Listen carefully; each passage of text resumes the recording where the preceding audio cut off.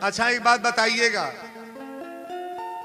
बड़ा बड़ा बारीकी से कथा के थोड़ा सा दिमाग पर डाल ले। जेकरी परिवार में महिला रोज रोवतिया, औरत रोवतिया, औरत कष्ट में बा, ओकर घर आगे बढ़ी कि नीचे जाई? नहीं बोलोगे? ऊपर जाएगा, बढ़ेगा। आजे वीरेंद्र बाबा बता रहे, सुन रहे ना ताक, जेकरे घर में महिला रोज रोवतिया, महिला महिला माने जितना लोग बैठल बा महिले है, यहाँ बेटियां भी बैठी हैं। आज बेटियों के लिए कथा बड़ा तगड़ा हमारा है, आगे चल के कथा में देखना कि क्या मैं बोल रहा हूं। जेकरी जेकरी मांग में सिंदूर ना पड़ल बा, वो बेटियां आज की कथा सुनेंगी। अगर मोबाइल है तो इस प्रोग्राम को रिकॉर्ड कर लेना। कौन पूजा वीरेंद्र बाबा बताने जा रहे हैं। वो लड़कियां जब पूजा करेंगी ना, तो उनके जीवन में कोई घटना नहीं होगा, नौकरी भी होगा और शादी भी होगा एक नंबर के, जैसे सीता आज राम को पाने जा रही हैं। ताली बजाओ न बढ़िया रे। बोलो सच्चे दरबार की जय। दशरथ जी कहले गुरुदेव राव इच्छा का बा, का मांगल चाहत तनी? अपन सेना भेज दी, कहले की सरकार ना, कहले रुपया दे दी, कहले ना, कहले संपत्ति दे दी, कहले की ना, कहले जवन चीज की आवश्यकता बा दिल खोल के मांग ली। विश्वामित्र बाबा एक चौपाई में कहले कि अनुज सहित देहु रघुनाथा, लक्ष्मण और राम जी के हमरा साथे लगा दी, हमार यज्ञ संपन्न हो जाई सरकार। दशरथ जी इतने बतिया सुन ले, छतिया पर हथवा लगा के जमीन पर गिर गए। अब भरभर बरबर दशरथ जी रोवे लगले। विश्वामित्र बाबा कहले राजन आप रो क्यों रहे हैं? दशरथ जी कहले रोला के कारण जब पूछो तनी तई ध्यान से सुनो। चौथे पान पायो सूत चारी, चौथे पान पायो सूत चारी, चौथे पन पायो सुत चारी, विप्र मांगे नहीं बचन बिचारी। राम सिया राम सिया राम, जय जय राम राम, सिया राम जय जय राम। बोल दिए अयोध्या धाम की जय। चक्रवर्ती नरेश दशरथ जी कह रहे हैं कि महाराज आप मांगते मांगते क्या मांग गए? चौथे पन पायो सुत चारी, अब विप्र मांगे उन्हीं बचन विचारी। मांगत मांगत हमरा राम लक्ष्मण के मांग ले ली। राम देत नहीं बनत गोसाई।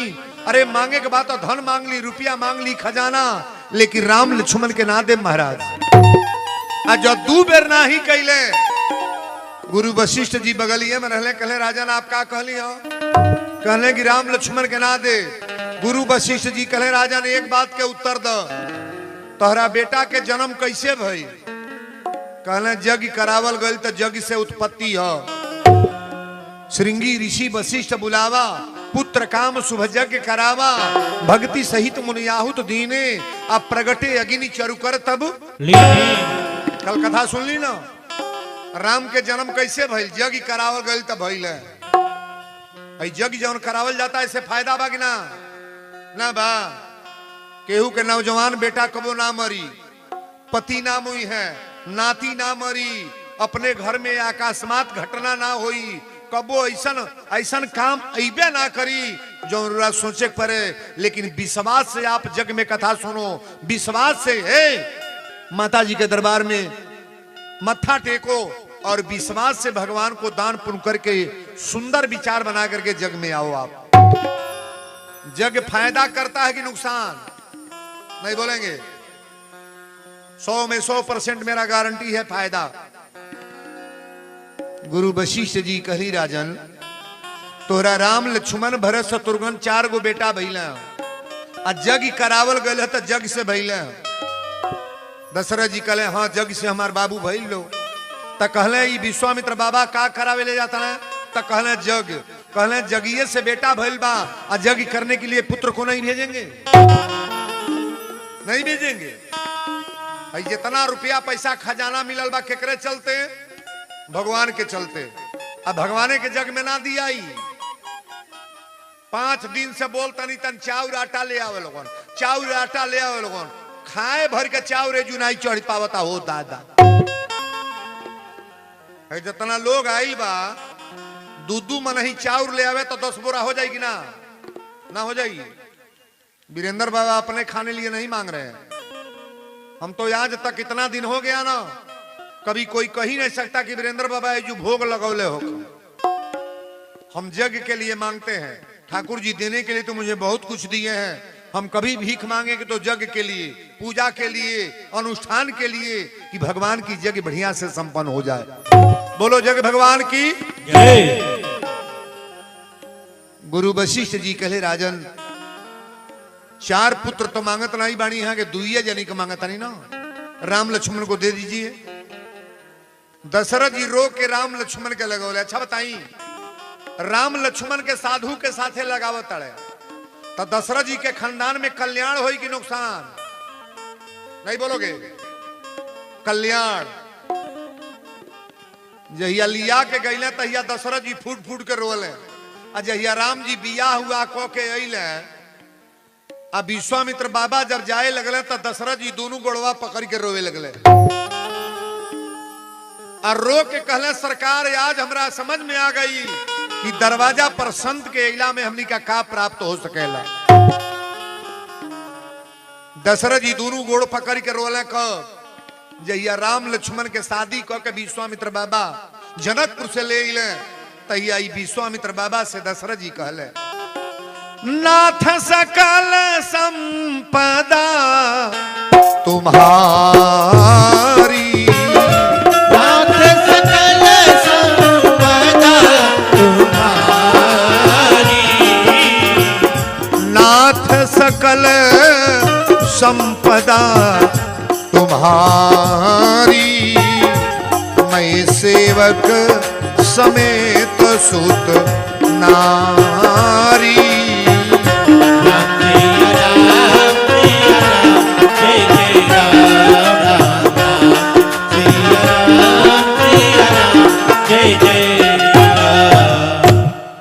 विश्वामित्र बाबा जब राम लक्ष्मण के बियाह हुआ करा के ले अइले ना, तो दशरथ जी जब जाए लगले विश्वामित्र बाबा तक कहले नाथ सकल संपदा तुम्हारी, ई बेटा परिवार घर दुआर सब राउर है। नाथ सकल संपदा तुम्हारी, अब मैं सेवक समेत सुत नारी।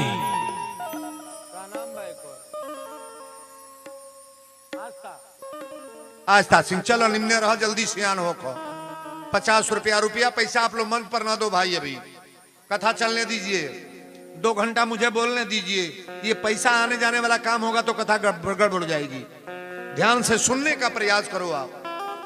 बोलो सच्चे दरबार की जय। राम लक्ष्मण के लेके विश्वामित्र बाबा गईले, आ गईले तो पहले रास्ता में तारका दौड़ल बा। तारका औरत है कि पुरुष? तारका महिला है, राक्षसी है, लंका के रहे वाली तारका है। और तारका जब हु को के दौड़ल बा, विश्वामित्र बाबा कहे कि राम ये महिला राक्षसी तारका आ रही है, एक ही बाण प्राण हति लीना। एक के बाण में राम जी अपनी लोग के भेज दिले।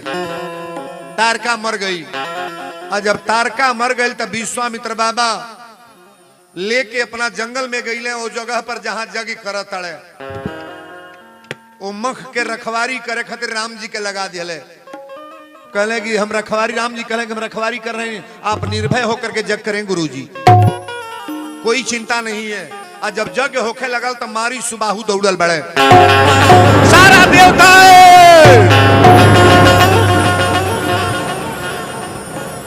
आ जब हु को के दौड़ल लो तब बिना फन के बाण मरला, मारी जाके गंगा के किनारे गिरल बा। मारिच के मारिच के बाबू बिना फन के बाण मरले गंगा के किनारे, और सुबाहु के बद हमरा राम जी वही मठ पर कैले। बड़ा सुंदर तरीका से यज्ञ हो गई। और जब यज्ञ हो गई, राम जी कहले गुरुदेव अब हमनी के विदाई करी, अब हम लोग अयोध्या जाए। पिताजी कहे थे कि गुरु विश्वामित्र जी का यज्ञ करा करके आप चले आना। राजा जनक जी के चिट्ठी आयल बा निमंत्रण। विश्वामित्र बाबा कहले कि राम एक सूचना और बा, ई छोटकी जग रे जौन तू कैला हो, सबसे बड़का जग तब बाकी बा। धनुष जाके सुनी रघुकुल नाथा, धनुष जाके सुनी रघुकुल नाथा,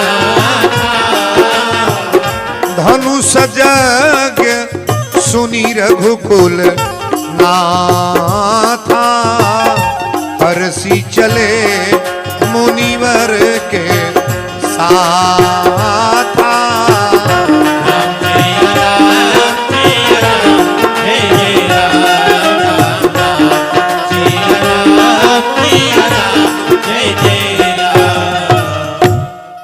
बोल दी मिथिला धाम की जय। धनुष यज्ञ सुनी रघुकुल नाथा, हरसी चले मुनिवर के साथा। जब राम लक्ष्मण के लेके विश्वामित्र बाबा कहले कि जनकपुर चले बा, और राजा जनक जी की यहाँ धनुष रखल बा, धनुष यज्ञ चल के देख ले राम। और जब चलल बालो तो रास्ता में एक जगह ऐसा दिखाई देले बा जहाँ पेड़ पौधा सूखल बा, दाढ़ी पर चिड़ई ना बा, कोनो जानवर ना बा, अब पत्थल बन के नारी बैठल बा। राम जी पूछले गुरुदेव ये औरत कौन है, महिला, पत्थल की मूर्ति? विश्वामित्र बाबा कहले राम यही अहिल्या है। गौतम नारी श्राप बस उपल देह धरि धीर, अचरण कमल रज चाहती, कृपा करहु रघु वीर। गौतम ऋषि की नारी अहिल्या है। पति के श्राप के कारण अहिल्या पत्थल बनकर के बैठी है।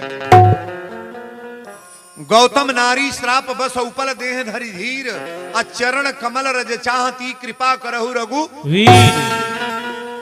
ये गौतम ऋषि की नारी अहिल्या है सरकार। राम जी कहले कि महाराज का करे बा? विश्वामित्र बाबा कहले तोहरा चरण के स्पर्श कैला खातिर इंतजारी में पड़ल बा।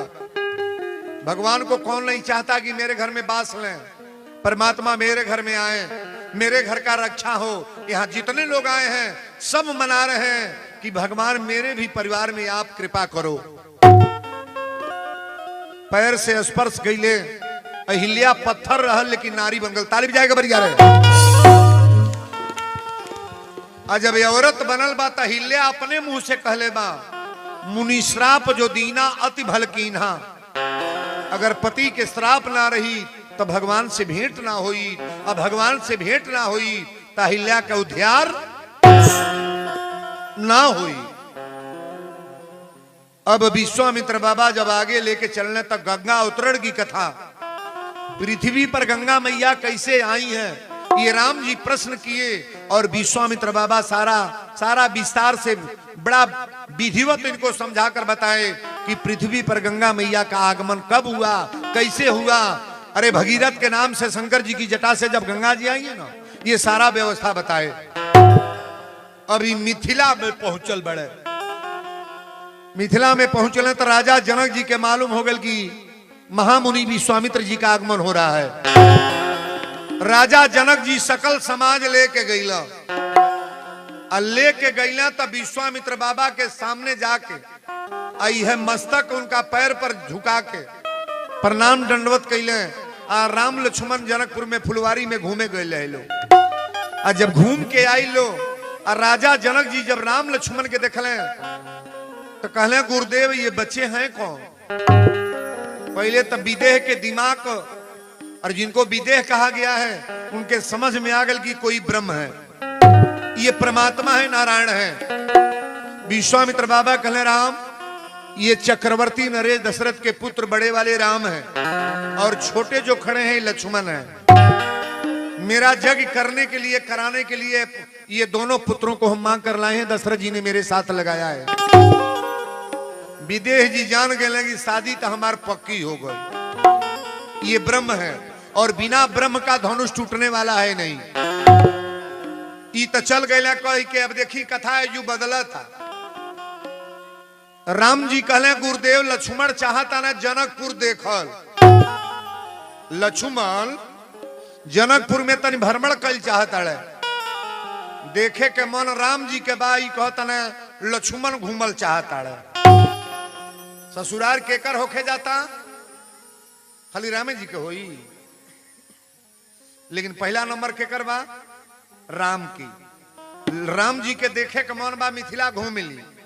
आई का कहता है कि लक्ष्मण के देखे के मन करता, मेहरारू के करे चलते तनी पाव ले ली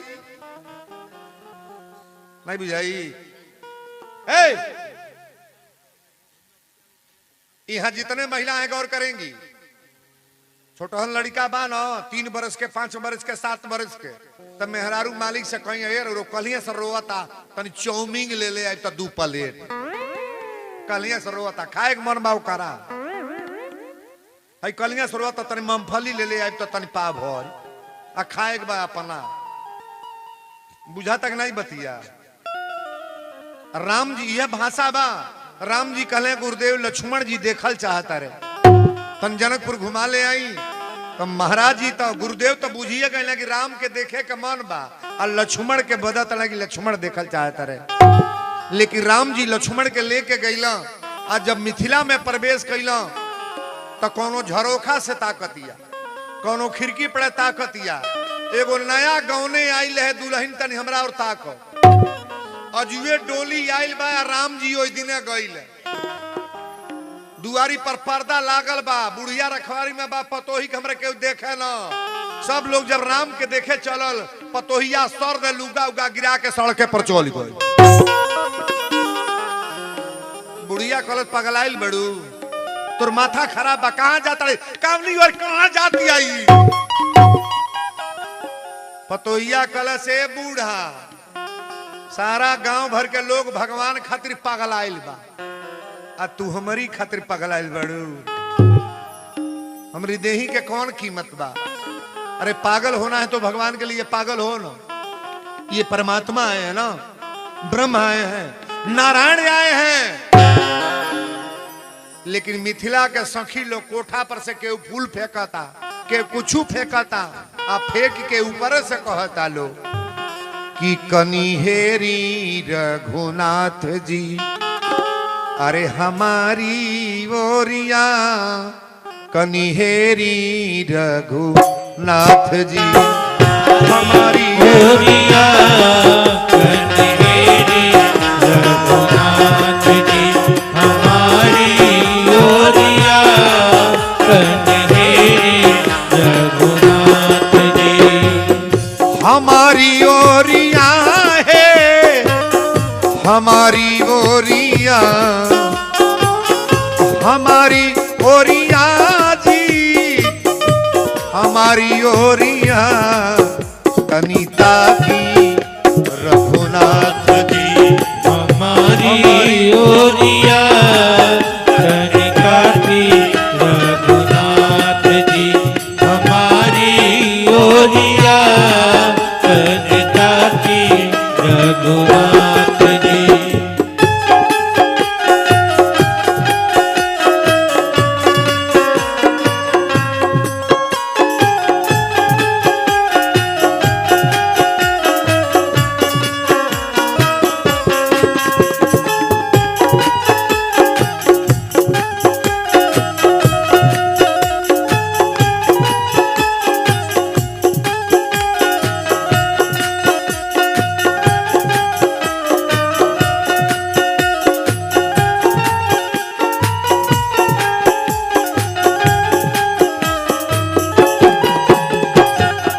सुंदर श्यामल गौर मनोहर, सुंदर श्यामल गौर मनोहर, सुंदर श्यामल गौर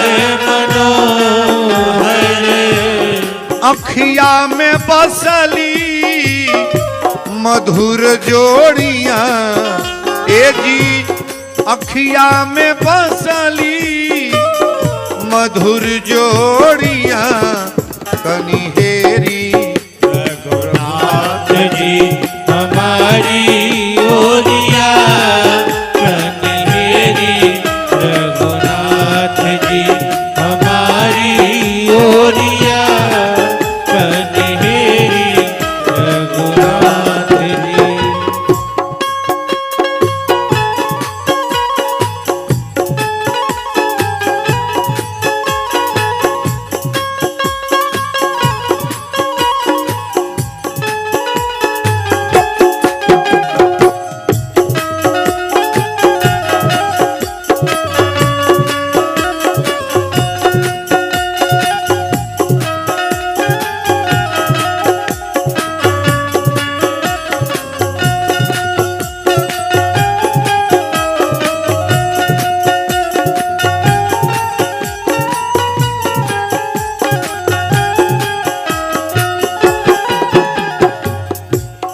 मिथिला में आके कैसन अरे जादू चलौली मिथिला में आके कैसन जादू चलवली मिथिला में आके कैसन जादू चलवली कैली जनका जी के चित चोरिया ए जी कैली जनका जी के चित चोरिया कनिहेरी रघुनाथ जी हमारी ओरिया कन्हेरी रघुनाथ जी हमारी ओरिया कन्हेरी रघुनाथ जी।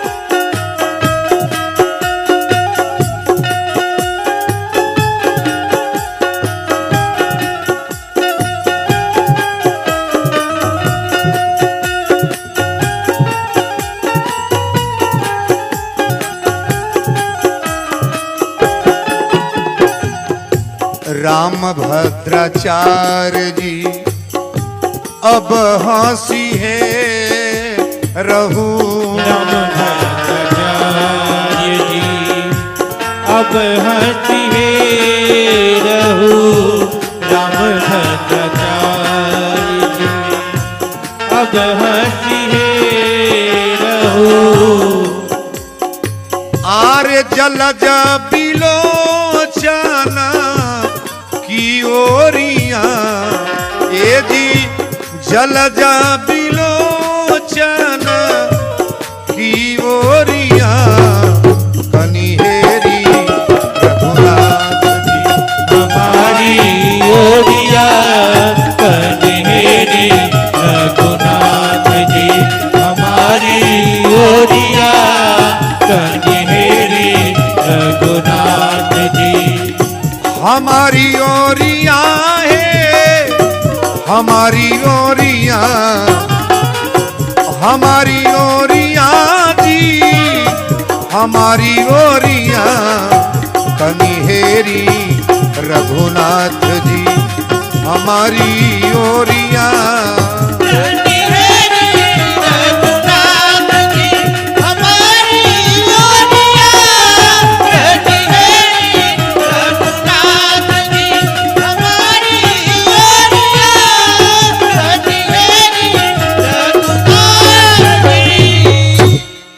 बोल दी मिथिला धाम की। परमात्मा को कौन नहीं देखना चाहेगा जी। राम जी की चर्चा बेजू से शुरू बा। विश्वामित्र बाबा कहले कि राम नगर घूमिए लोग कहले हाँ कल अब जाके तनी फूल ले आवे लोगन। चहुदी सचितई पूछी मालीगन अलगे लेन दल फूल मुदित मन। फुलवारी में माली लोग से पूछ के फूल तुरत आलो। और वही टाइम में सीता के महतारी अपनी बेटी के पूजा करे भेजा तड़ी। यहाँ जितनी बेटियां बैठी हैं थोड़ा गौर करिएगा आप। जेकरा जकरा घरे बेटी बा, बेटी बेटी शब्द